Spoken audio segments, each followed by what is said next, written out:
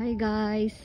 Andito po kami ngayon sa bilihan ng ito, yung ganito, palm tree. Ito. Mamimili kami kasi balak kong maglagay ng isa pa sa may gilid namin. Gilid ng bahay. Wala kasi siyang puno doon. Ayan guys, tingnan nyo oh. Ang ganda. Ganyan siya. Parang yung mga punong nilalagay sa sa resort. Yan. At ito namang si Big Boss, bibili niya kasi yung kanyang anak na babae, may bagong bahay, papalagyan niya ng ganito din. Tapos ito, look. Yung ganito, meron na siyang pink na ribbon, ibig sabihin nun, nabili na siya. Yan. Reserve na, ibig sabihin. Yan.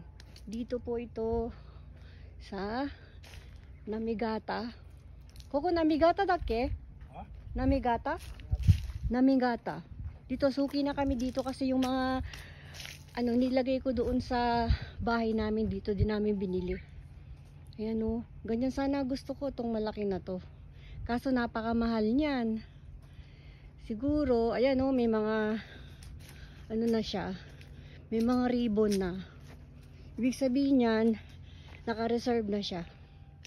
Yan, ito yung malalaking puno na to, ang tawag yata dyan Phoenix ang tawag dyan.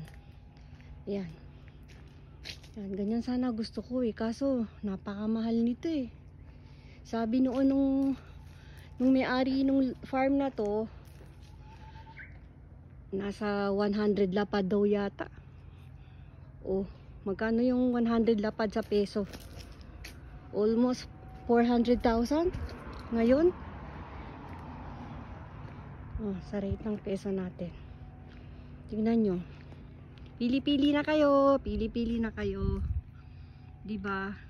Kung gusto nyo nang magpalagay ng ganito sa bahay nyo, dito lang yan. Makikita sa Namigata. Yan. Sige guys, pipili muna ako kung ano yung gusto ko.